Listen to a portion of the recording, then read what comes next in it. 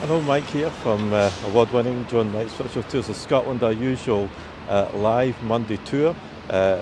Joe, unfortunately, isn't with us this time. I think he's getting some attention done to his leg, but always positive. And thanks very much for joining. Thanks also for the contributions, and we got a few thank yous this week as well to give. And also thank you for the subscriptions to YouTube. Now gone over 1,000 subscriptions, and of course we're looking for more, so if you haven't already done so, it would be great if you could subscribe. So I'm going to be in and out of camera today since it's me, myself. So here we are at this famous clock here. Thank you for the thumbs up.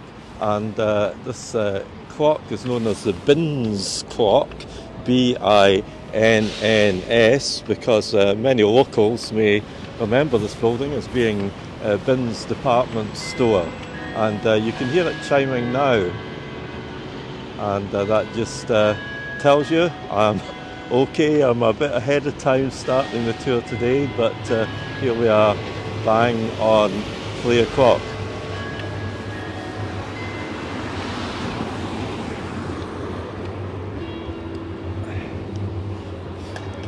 Back in camera again, and I hope you can see the clock. It was out of use for many years, and this year it was restored and put back into operation, and it's known as what's called a Cantilever Clock, and it was installed back in 1960, and it was a famous meeting place for couples. If you were meeting your girlfriend, boyfriend, whatever, then you would say, "I will meet you under the Binns Clock." And this is quite an extraordinary affair, this clock, because it's got pipers which march around the bottom of the clock, and for some reason at 7 minutes past the hour and 37 minutes past the hour the pipers will come out. Now, before mobile phones, this was quite an important place to keep in touch if you were, as I said before, if you were meeting a friend, boyfriend, girlfriend, whatever. And also it was restored by a company called the Cumbria Clock Company, and they also had something to do with the restoration of Big Ben in London, which is fantastic as well. So we'll come back into view of that a little bit later on, but I want us to move around a little bit and show you some of the other significant things. And I'm just watching, it's quite really busy just now, but I'm hoping you're getting a chance to appreciate the Christmas decorations. I'm just going to safely cross over here. And this outlet here, the Huxley, as you can see, it's gone to town quite a lot there with the lights there over there. Okay, and just beyond it, the red sandstone building is the Caledonian Hotel, or Waldorf Astoria, but we always think of it as the Caledonian a lot of the time if we've lived in Edinburgh for many years. But it's a 5-star luxury hotel, and it was opened in 1903, and it still provides a very high level of accommodation. Joe and I have actually covered it on past tours today. Okay, so you've got the Caledonian Hotel. Now I'm going to get a little closer look here at the clock, and here it is. Wait for the pipers, here they come.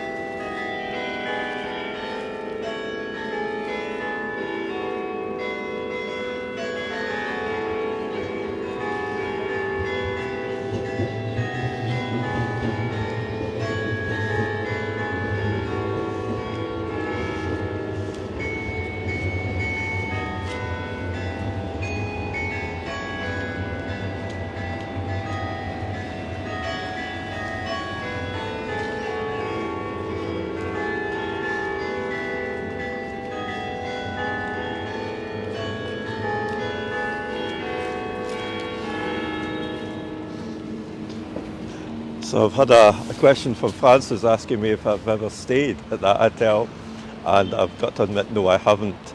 It's a wee bit beyond my price range, but it's very much a place for corporate groups and so on. And Joe and I actually guide a lot of people who stay at the Caledonian. So I hope you heard and picked up the Scotland the Brave tune by the pipers on the clock there. You may wonder, why was that happening at 7 minutes past the hour? Well, that's a Highland tradition, so I'm told. So there you go. It will happen again at 37 minutes past the hour, when they will play another tune called Calar Herring, or Calar Heron. I'm going to swing us around again, and you get a little view. I'm just having this view of Charlotte Square. Yeah, Scotland the Brave, great tune. I just thought the way the sun is catching West Register House, which used to be called St George's Church, is rather stunning just now in the winter light. And you know, you've got all these beautiful fairy lights coming out, decorating the place too. And this tree here, illuminated tree, very beautiful. And many people come here for Christmas to spend it in Edinburgh. And now I'm going to show us this little attraction here. It's not such a little attraction, it's the Johnnie Walker Experience here, and it's a shop selling whiskey, but it's also an exhibition, and it has dining facilities and a cocktail bar as well. And it's just opened this year, and it was formally opened by Prince Charles, the Prince of Wales, and it tells a story of its 200-year-old history of whiskey.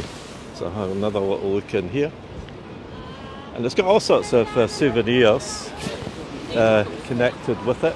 So have a little look in the window here, a little nosy, as we say here, and there you'll see keep warm furry hat. Now, doesn't just mean keep warm through putting on a furry hat. You can keep warm by having a little shot of whiskey as well, and you can see all the different accessories there, and further in you may see some whiskey. Get t-shirts and everything. So, sign of the times, you get, you know, that identity stamp of the product, and you can get all sorts of different souvenirs of it. Now, I'm just going to try and show you some whiskey, but there is the illuminated figure of Johnnie Walker, and you can see the trees there, very nicely decorated, changing colour here. Yeah. And if you look through there, you'll see bottles of whiskey on display. And the remarkable thing about Johnnie Walker is that the bottles are square, and they were the first company to make square bottles. And you may wonder why.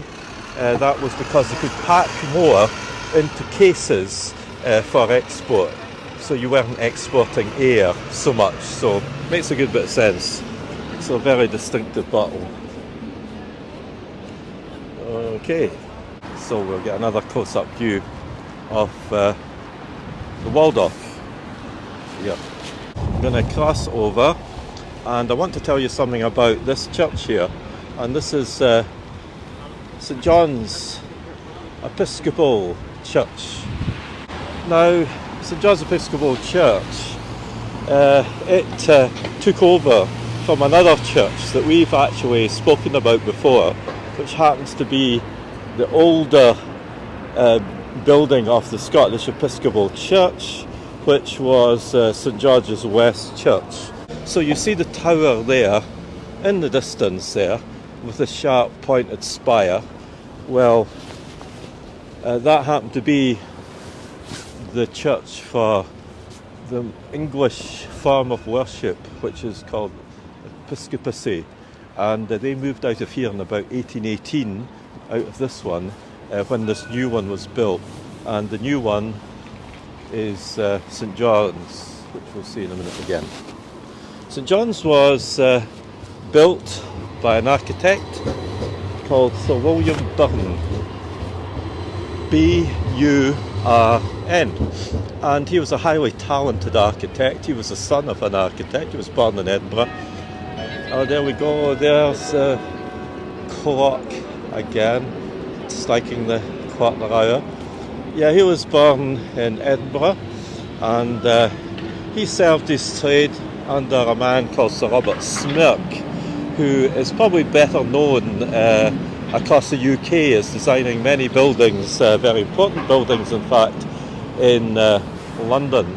So Burns studied under him, and then he came and started his own practice, and in his 20s, I think it was about 25, he came up with the idea of this building here and worked on this, and it's in what's called the Gothic perpendicular style of architecture, and it's reminiscent of a college chapel.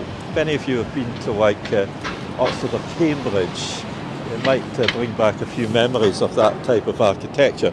It's quite delicate and decorative. The difference with the Episcopalian church is that it has bishops, and which is different from the Presbyterian church, which does not have bishops. So we get another view of that. Now, it's a wonderful building to go inside.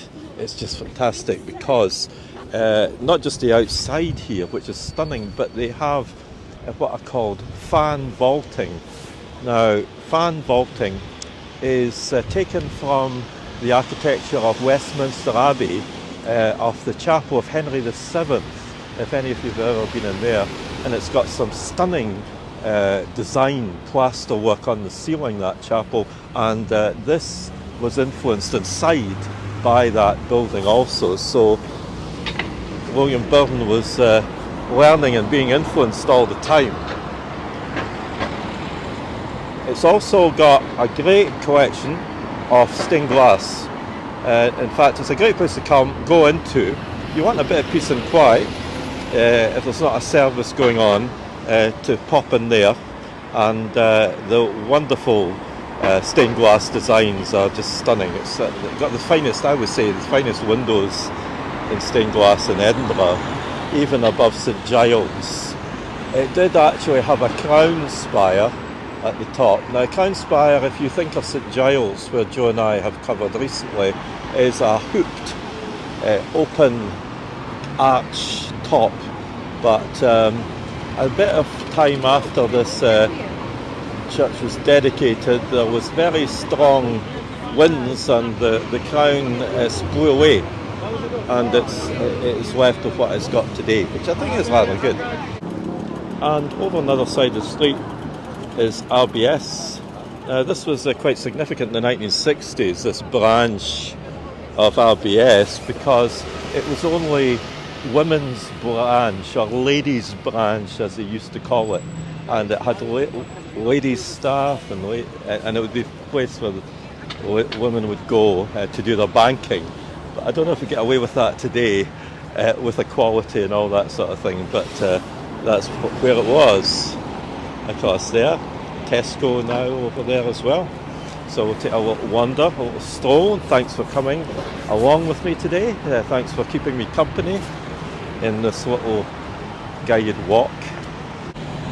So we're coming to a rather significant memorial, and just along at the end here, and it's a Celtic Cross, and it's the sort of thing that many people might be quizzical about. They might actually pass this cross just and look at it and maybe not look at it. And getting a view of the Edinburgh Castle behind as well here. So if you have a look at this cross here, this is a memorial cross to a very much loved figure. Now, he was called Edward Bannerman Ramsay, and he was a cleric in the Episcopal Church, and he came and preached here in Edinburgh, and then he was in charge of St John's Episcopal that we've got here, and he was made a dean. Now, he was a remarkable figure because this monument was funded by the public, by people who knew him, because when he died he was so sadly missed, and in his own time he was a very, very popular man. Now, it shows the cross various scenes from in the relief form going up there, and I can tell you that the subjects are Christ's passion and the resurrection and the ascension, and it's actually quite a tall cross, and it's in the Celtic, what we call Celtic design, and it's 8 meters tall, so it's quite a big thing. So if you look down the side of the cross, you can see interlacing design, and the cross is by a leading architect called Robert Rowan Anderson, who designed many buildings in Edinburgh. And if you look closely at the designs on the cross, it's taken from Jedburgh Abbey in the Scottish borders, the influence for the design on the sides of the cross there. I'm going to swing us around again. So I'm now in the precincts of St John's Episcopal. So we're going to have a look through the little gap here, and you can see the stone, and this is to Anne Rutherford, and Anne Rutherford was the mother of Sir Walter Scott. So there you go. We don't often talk about Sir Walter Scott's parents. Walter Scott was born in Edinburgh, and I think it's rather nice, this little enclosed area here, and the place where his mother lies. And of course Sir Walter Scott, he was following the Episcopal religion very much all through his life. So we'll continue walking, and I'm going to take us down, further down, and the One World shop is a great outlet which is just down below in the arches in the lower part of the church, and this is all to do with ethical trading, ethical products and so on, to support manufacturers in a world sense, not just Scottish. Sometimes manufacturers who are undervalued, to make sure that the products sell for what they're worth and so on, and people are not exploited. Now I'm going to show you a little grave here, which I think is very significant, and especially now in the times that we live in. And first of all, you'll see this big tomb here, and this is to the McRae family. And McRae, he was an advocate in Edinburgh, as many people who were in Edinburgh and still are, happen to be. But there's a little gravestone beside it, this one here.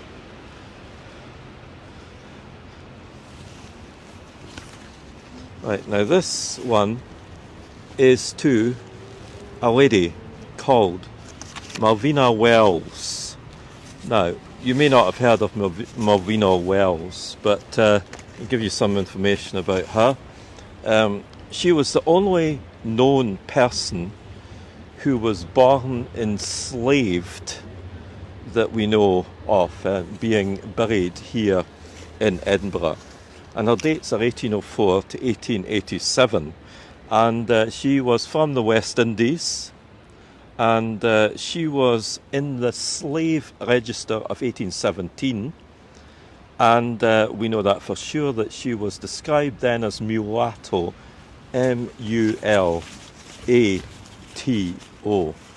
Now, mulatto, we don't really use that word anymore today, but it was a way to describe somebody who was of mixed blood, as they used to describe, of probably the father was white and the mother was black, and the father would normally be a plantation owner or somebody like that, and there would be many folk who would be born out of wedlock, and they were also sometimes at the lowest point of society.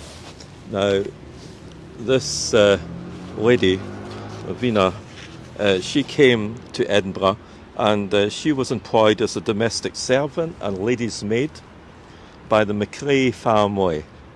and she lived to quite an age. And the inscription, although it's not very easy to read it, I can read it to you. It says, Malvina Wells, for upwards of 70 years a faithful servant and friend of the McRae family. So, burial here beside the family plot just gives you an idea of how high up she must have thought of in this area here, in this graveyard here. And she did, we have got documentary evidence. You might even want to Google her. And she was working for the family in Great King Street. If you think back to the time we interviewed Roddy outside his house in Great King Street, well, she worked there as a servant. And then she was all over Edinburgh at one point. She was in Randolph Crescent as well, and she lived a whole life as a domestic servant. Up until the day of her death, she was a lady's maid, Malvina Wells.